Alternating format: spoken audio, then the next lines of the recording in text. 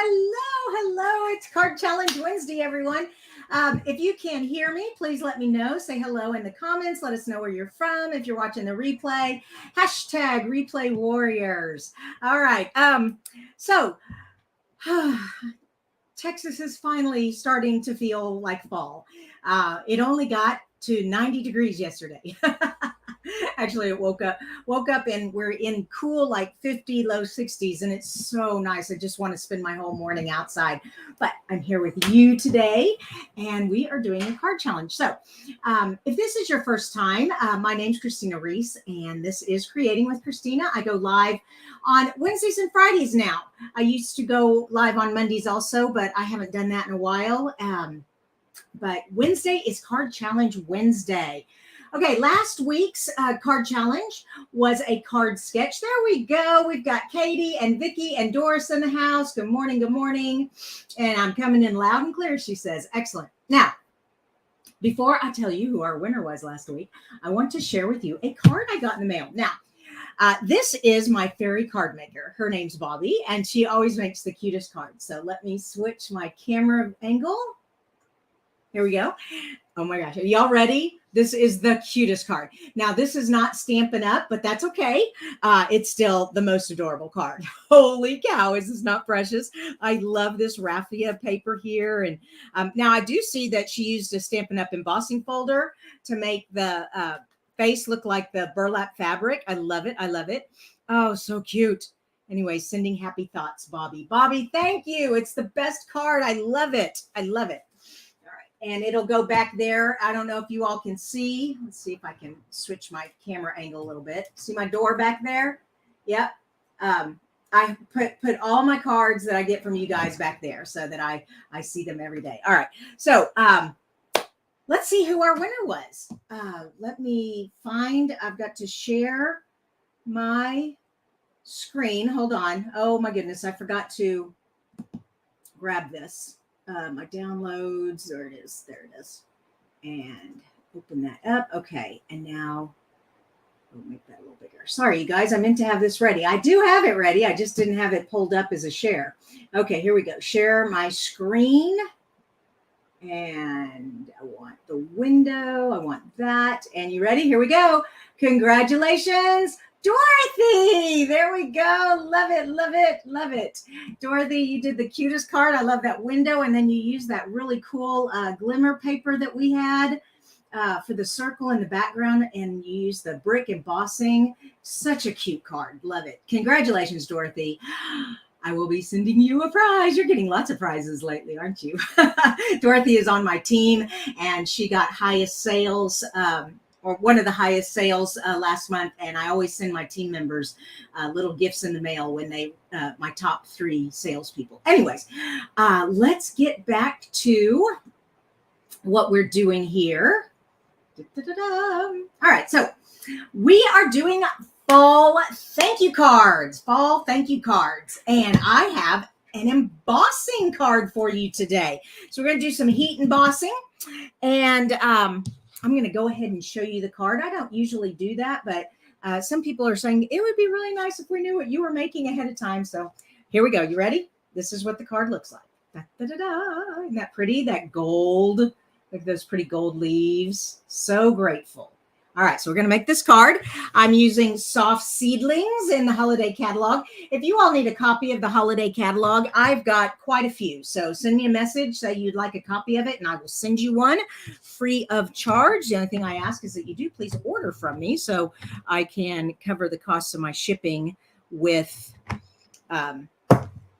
your order. Okay, now, next thing, we need some embossing tools. So we have the new embossing kit. Have y'all seen our new embossing kit? It comes with a tray.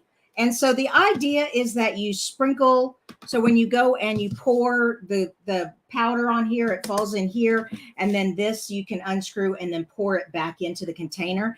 However, I found that the tray gets static on it and the powder sticks to this. So I still use a coffee filter. Okay. But it comes with this, the embossing buddy. Okay, this is a anti-static. It is talc powder, and you rub that on the card so that the powder only sticks to the Versamark. And then you also get the most amazing clamping tool. This is to hold your paper while you're heat embossing so you don't burn your fingers, but I use it all the time for tying bows. It is an awesome tool. All right, and I'll be using that. So this is in the catalog. It is a kit. It all comes together. So you, oh, and then the brush is, if you do get powder somewhere you don't want it, you kind of brush it away before you heat emboss. Okay, that's that. Let's get to work. Got my thing here. You need Versamark ink. Versamark ink is a sticky, clear ink, and it basically, the powder will stick to it. And this is a big stamp, and I find the bigger stamps, it's easier to turn the ink pad over and ink up the stamp this way. All right, and I got that, and I'm going to put one here in the corner and then ink it up again. Oh, Carlos says, thank you so much for showing the card ahead of time. You're welcome, Carlos. All right, and here we go. This one's going to go down here. Whoops. So sticky, it stuck to it. All right, and then one more up here, okay? All right, and stick right in there. Okay. One last thing as the sentiment, so grateful. So it is a thank you card. We're making fall thank you cards for this challenge. And of course, you can do any kind of card. You do not have to do a heat emboss card. You can do anything you'd like, just as long as it's a fall thank you card. All right. Now that I've got the Versamark ink on here, I'm going to take my powder, okay? And this is gold embossing powder. Our embossing powder is, ooh, you know what? I noticed something. Ooh, where's my paintbrush? The edge of my stamp got right here. Ooh, oh goodness. All right, well, it'll just look like a part of the card. What was I saying? Oh, we now sell our embossing powder in threes. We have the gold, the silver, and the copper in one. Oh, I forgot the embossing buddy. Ooh, well, and this is what happens when you don't use the embossing buddy. Can you see I've got powder all on there? Oh my gosh, what a mess. All right, well, okay, I can fix this. This is for those of you who forget your embossing buddy. Let me show you what you do. First of all, let me put this powder away before I make a mess. You take your paintbrush like this, okay, and you gently come in here and kind of blow on it a little bit. Okay. Oh gosh. And then I'm going to see if I can't get this off of here. Yeah, it's coming off a little bit. Okay. Yeah.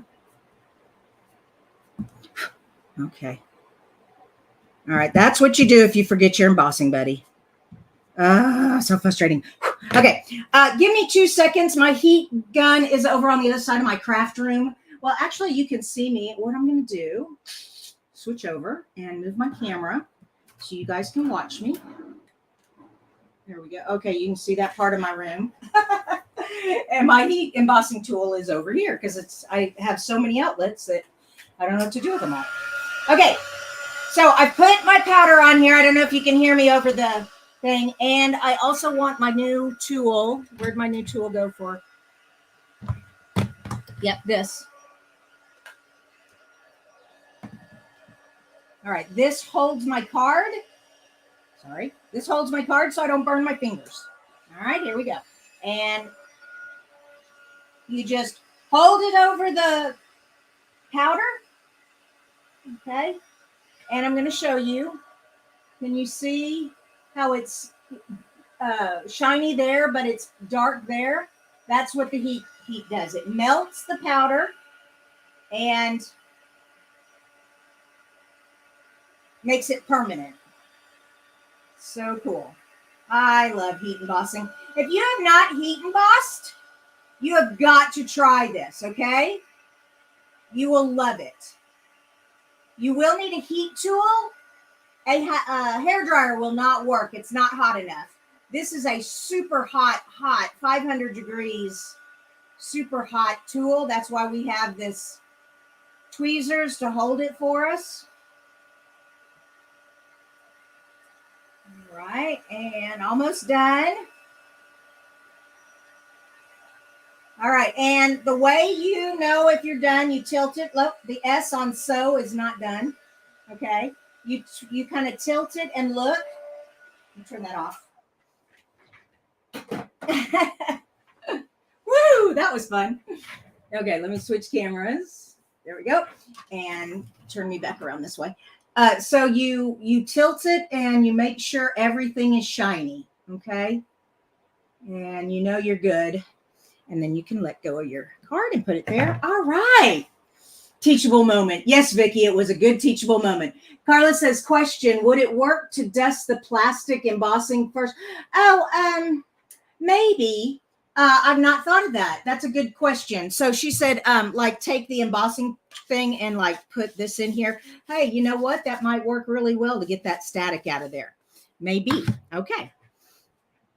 My next thing. So now that I've got my embossed heat emboss here, I'm going to do what's called, the technique is called Emboss Resist. Okay. Emboss Resist. And what it is you take your blending brush or your sponge, whatever you've got. I'm using the blending brush, and you go all over the card, but the ink does not stick to the embossed area because it's a shiny, slick surface and the ink doesn't dry.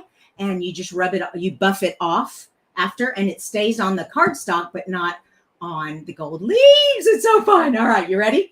Okay. Oh, and Patty said, yes, that does work. Okay, great. Well, that's what I'm going to do then next time is I am going to use the embossing buddy, the powder, in my tray so that I can use my tray. Because I like the idea of the tray. I just didn't. It just, all the powder was sticking to it. All right, I'm using soft suede. For some reason, my soft suede is darker than my my early espresso. Early espresso is supposed to be dark, but I think maybe I need to re-ink it. I'm not sure. But anyways, so I have my soft suede here. And I always start on the scrap paper first and come into the card. That way I don't get those circly looks, okay? And you just rub it until you get it as dark as you want. Okay, and I'm going to get the top really dark, and then I'm going to get lighter as I go down. Okay. And I also found taping my paper to my table helped a lot. When I did my first card, my paper and my cardstock kept moving around on me. It was very frustrating. Okay, getting there, getting there. Okay, coming in down here. Okay. Ooh, it is looking pretty. All right, one more on the top. Let's get it really dark up here. And come down some. Okay. I think that's good. Okay, so it's kind of a variegated, oh, help me out, you guys. What's that when it goes from dark to light? Oh, I've totally forgot what that word is. Now that I've got that, now we need to make sure there's no ink on the leaf. So you need a cloth, and I love the microfiber cloths. You can get them on Amazon for nothing. I have a whole bunch of them. I use them for everything, from dusting to getting ink off my card. Also for my brush, I'll show you here in just a minute. So now I will take my brush to the kitchen, to the sink and wash it. But while I'm here in the craft room, and if I needed to use it again, see, I can use this cloth to get my ink off my brush. And you just keep doing this until you don't see any more ink. Okay. And so that's how you clean up your brush. Of course, you've got to keep going. It takes a while, but when you're all done, just take it to the sink and rinse it off. It's water-based ink and it'll just rinse off. Okay. Or you can even take a mild soap. I wouldn't use a harsh soap, and you can wash it. Same with your Versamark ink. Just use your water-based sponge and you can just clean. If y'all haven't seen our chamois, simple chamois, it's my favorite way to clean stamps. I think this is my absolute favorite tool from Stampin' Up. Okay. Let's finish putting our card together. So I've cut this at 4 by 5 1/4, and I want to get some twine. Okay, now notice how this all curls up. Let me show you a trick for getting this uncurled. First of all, let me measure it out. I want to double it, and I always get about 18 inches when I want to tie it all the way around the card. So here we go. I'm doubling it. Now, this is, whoopsie, sorry about that. Didn't mean to make y'all dizzy. Now, I have a fingernail. If you don't have a fingernail, you could use your embossing your tool like this. But remember how you used to make curls? Well, you can uncurl by doing this. And just see how it like uncurled? And just go all the way down. And voila, it uncurled. Isn't that great? So if y'all have always been frustrated with the twine being so curly, there you go. All right, I'm just going to cut that in half. And now I'm going to use those clamping tweezers again, because I'm going to be making a bow. And you know how much I love the clamping tweezers when I'm making a bow. All right, here we go. And I love how it's curved right there. Whoops, I need it to go this way. It's not, won't fit. Let me pull it over some. There we go. Yeah. Now it fits in there, and it just fits right in the center, just like that. And it just holds. See, it stays. It's called self-clamping. Okay. And when I moved it over, it made my thing different lengths. That's okay. I'll just turn around and do it this way. All right. So I'm going to make the bow with this one, and I'll wrap with the longer one. And hopefully that'll work. And take the tweezers out. Woo! I am barely able to hold on to that. Okay. Yeah, that end was kind of short. Okay. Then you hold the loop while you pull the tail to shorten, and that keeps it from loosening. Okay. All right. Now that I've got it where I want it, I just kind of take my finger and my thumb. Well, I say I do. It's not working. All right. Come on. Get yourself over there. There we go. All right. Like it so far? Now we need to put dimensionals.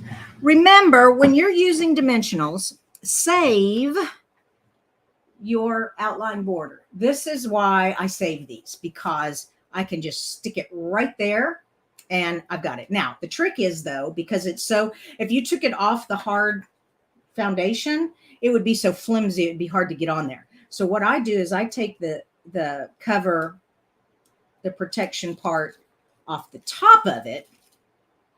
Okay. And that leaves it on, it leaves it so you can maneuver it easier.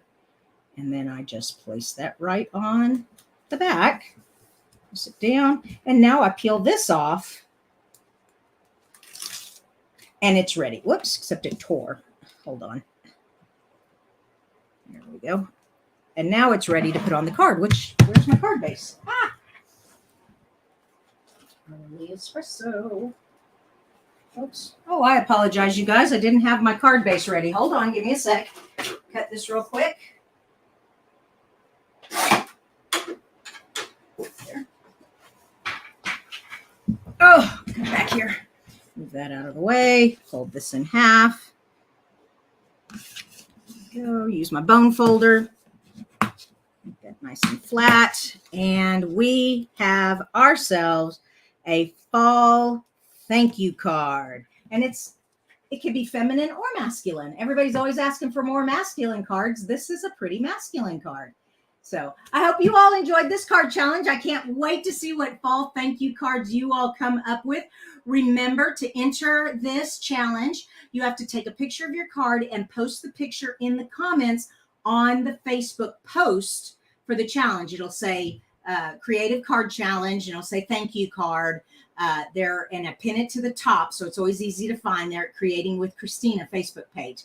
Okay, I will be back for Fun Fold Friday. I love you guys. Thank y'all so much. I'm going to scroll real quick, make sure I didn't get any more questions. And oh, ombre, that was the word. Thank you, ombre. Oh, thank you, thank you, thank you. What? Sometimes my brain just doesn't work when I'm in front of a camera. I used to tell my students that all the time. It's like,